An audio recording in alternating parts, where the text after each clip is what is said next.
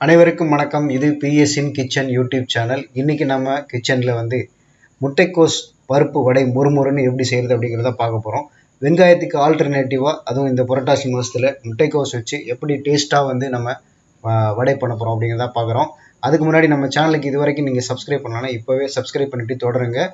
வாங்க எப்படி செய்கிறதுன்னு பார்க்கலாம். முதல்ல நாம் ஒரு 4 hours பிஃபோராகவே பாசிப்பருப்பு, உளுத்தம்பருப்பு, கடலைப்பருப்பு இது 3 தான் இந்த வடை செய்கிறதுக்கு நம்ம யூஸ் பண்ண போகிறோம்.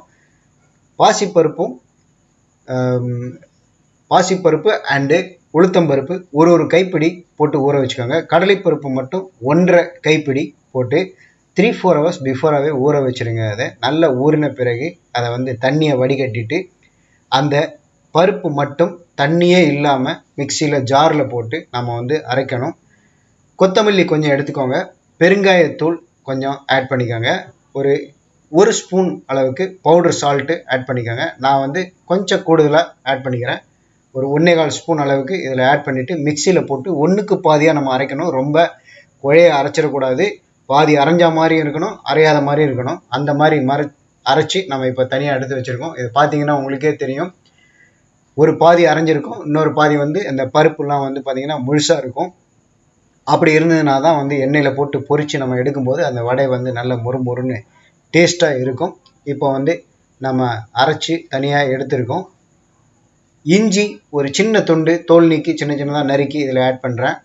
அப்புறம் கருவேப்பிலை ஒரு கைப்பிடி, ஒரு கொத்து கருவேப்பிலை நான் அதை ஆட் பண்ணிக்கிறேன். அப்புறம் பச்சை மிளகாய் ஒரு 3 பச்சை மிளகாய், சின்ன பச்சை மிளகாயை சின்னதாக அதை நறுக்கி அதையும் இதில் ஆட் பண்ணிக்கிறேன். முட்டைக்கோஸ் ஒரு கைப்பிடி அளவு நல்ல சின்னதாக நறுக்கிக்கோங்க. இது வெங்காயத்துக்கு ஆல்டர்னேட்டிவாக செம்ம டேஸ்ட்டாக இருக்கும். உண்மையிலே இது சின்னதாக நறுக்கிட்டு அந்த மாவோடு சேர்த்து, வடை மாவோடு சேர்த்து நம்ம நல்லா மிக்ஸ் பண்ண போகிறோம்.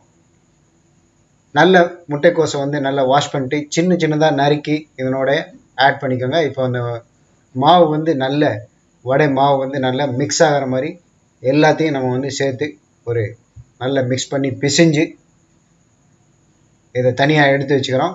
ஒரு 15 minutes இதை நல்லா நம்ம பிசைஞ்சிட்டு ஒரு 15 நிமிஷம் நம்ம ஊற வச்சிடணும். உடனே எடுத்து செய்யாமல் ஒரு 15லேருந்து 20 நிமிஷம் நம்ம ஊற வச்சிடணும். அதுக்கப்புறம் தான் நம்ம இதை வடை செய்ய போகிறோம். 15 minutes கழித்து நம்ம இதை எடுத்து யூஸ் பண்ணிக்கலாம். இப்போ நம்ம மூடி வச்சிடறோம். இதுக்கு நம்ம எண்ணெய், கடலை எண்ணெய் யூஸ் பண்ணுறோம். ஃப்ரீடம் சொல்லிட்டு ஒரு கடலை எண்ணெய் வருது, சீப் அண்ட் பெஸ்ட்டாக இருக்குது. இந்த ஒரு வாணலி எடுத்து வச்சுட்டு அதில் நம்ம பொரிச்சு எடுக்கிற அளவுக்கு தேவையான எண்ணெயை அதில் ஊற்றிட்டு நல்ல எண்ணெய் காஞ்ச பிறகு அந்த நம்ம பிசைஞ்சு வச்சுருக்கக்கூடிய அந்த வடை மாவு சின்னதாக தட்டி போட்டு நம்ம பொரிச்சு எடுக்க போகிறோம். இப்போ அந்த எண்ணெய் நல்லா காஞ்சிருச்சு. இப்போ இதை வடையை சின்னதாக தட்டி போட்டு நம்ம பொரிச்சு எடுக்க போகிறோம்.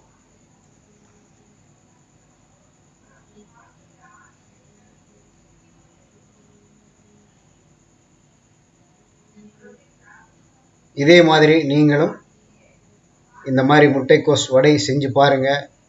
சில்ட்ரன்ஸ்லாம் வீட்டில் இருக்கக்கூடிய குழந்தைகள்லேருந்து எல்லாருமே ரொம்ப விரும்பி சாப்பிடுவாங்க. பர்டிகுலராக வெங்காயம் இதெல்லாம் சேர்க்காதவங்க இந்த முட்டைக்கோஸை போட்டு வடை செஞ்சு கொடுத்தீங்க அப்படின்னா நல்ல டேஸ்ட்டாகவும் இருக்கும், அதே சமயத்தில் ஆரோக்கியமும் கூடுதலாக இருக்கும் அதில். இப்போ இந்த வடை நம்ம இதை பார்த்தாலே நமக்கு அப்படியே சாப்பிடணும் போல் இருக்குது. நல்ல மொறுமொறுன்னு இந்த முட்டைக்கோஸ் வடை. இதே போல் நீங்களும் உங்கள் வீட்டில் செய்து பாருங்கள். செஞ்சு பார்த்துட்டு நம்மளுடைய வீடியோவுக்கு கீழே உங்களுடைய கருத்துக்களை பதிவு செய்யுங்க. மறக்காமல் பதிவு செய்யுங்க. வீடியோ பிடிச்சிருந்ததுன்னா லைக் பண்ணுங்கள், ஷேர் பண்ணுங்கள். எல்லாருக்கும் நம்ம சேனலுக்கு மறக்காமல் சப்ஸ்கிரைப் பண்ணுங்கள். மீண்டும் அடுத்த ஒரு வீடியோவில் சந்திக்கிறேன். நன்றி. இது பிஎஸ்இன் கிச்சன்.